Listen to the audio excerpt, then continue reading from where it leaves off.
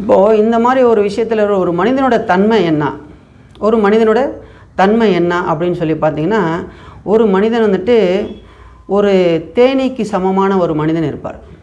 தேனி இருக்கு இல்லையா, என்ன அந்த தேன் எடுக்கிற ஈ இருக்குது பாருங்கள், அது பூக்களை நல்ல சிறந்த பூக்களாக போய் தேர்ந்தெடுத்து அதில் இருக்கிற தேன் மட்டும் எடுத்து அதை வந்துட்டு சேகரிக்கும். அது தேனியோட கூட்டம், ஒரு சிறந்த கூட்டமாக இருக்கும். இதே வந்துட்டு ஒரு ஈயோட கூட்டம் இருக்கும். ஒரு ஈயோட தன்மை என்னன்னு பார்த்திங்கன்னா, எந்த இடத்துல அந்த மனிதன் இடத்துல வந்துட்டு எங்கே துர்வாடை இருக்குமோ, எங்கே கெட்ட வாடை வீசுமோ அந்த வாடை இடத்துல தான் போயிட்டு அந்த ஈ போய் உட்காரும். நல்ல இடத்துல நறுமணமான இடத்துல போயிட்டு ஈ போய் உட்காருமானாக்கா உட்காராது. சில மனிதரோட தன்மை எப்படி இருக்குன்னா, ஈக்கு சமமான இருப்பார். ஒரு ஈ இருக்கு இல்லையா, அதோட கேவலம்னு சொல்லலாம். ஆனால் வந்துட்டு அந்த ஈக்கு சமமான மனிதர்கள் இருக்காங்க. அவங்க வந்துட்டு என்ன பார்ப்பாங்கன்னா, ஒரு மனிதனை பார்த்தா இவன் இடத்துல என்னென்ன குற்றங்கள் இருக்குது, குறைகள் இருக்குது, அது மட்டுமே நோட்டமிடுவர்கள் மனிதர்கள் கிடையாது. அவர் ஈக்கு சமமானவர்கள். ஒரு நல்ல ஒரு தன்மை உள்ள மனிதர் இருப்பார், அவருங்கள்லாம் தேனீக்கு சமமானவர்கள். இந்த மனிதனிடத்தில் எந்த நன்மையான விஷயம் இருக்குது, அதை எடுத்து நம்ம எப்படி பயன்படுறது அப்படின்னு சொல்லி எடுத்து நீங்கள் பயன்பட்டீங்கன்னா உங்கள் வாழ்க்கையிலும் நல்ல விஷயங்கள் நடக்கும்.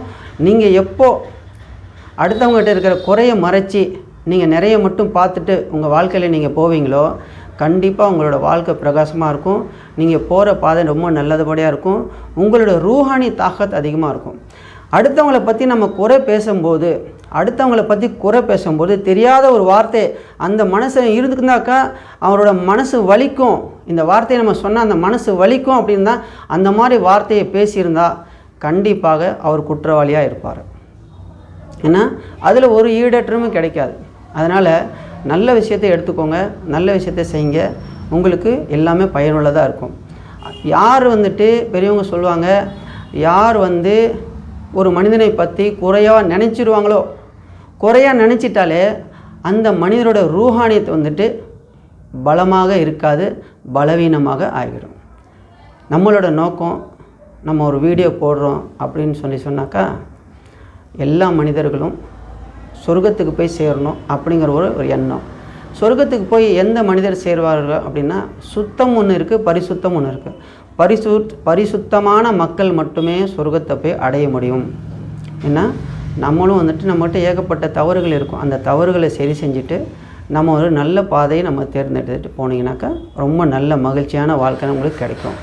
ஏன்னா பரிசுத்தம் அப்படின்னு சொன்னீங்கன்னாக்கா, இப்போ அரபியில் பார்த்திங்கன்னா வந்துட்டு ஹிதாயத்துன்னு சொல்லுவாங்க. ஹிதாயத் அந்த மனிதனுக்கு நேரான ஒரு வழி கிடைத்து விட்டது, ஒரு ஹிதாயத்துன்னு சொல்லுவாங்க. அது வந்துட்டு தமிழில் நம்ம சொல்லும்போது ஒரு நேரான பாதையை அந்த மனிதன் அடைந்து விட்டார். அது யார் மூலியமாக வரும் அப்படின்னு சொல்லிட்டு பார்த்திங்கனாக்கா, படைத்தவன் மூலியமாக தான் அந்த பரிசுத்தமான ஒரு பிரகாசம் அந்த மனிதனுக்கு கிடைக்கும். நாம் எப்போவுமே எல்லா மக்களும் சுத்தமாக இருப்போம், ஆனால் பரிசுத்தமாக நம்ம மாறணும். அந்த நேரான பாதையை நம்ம அடையணும்.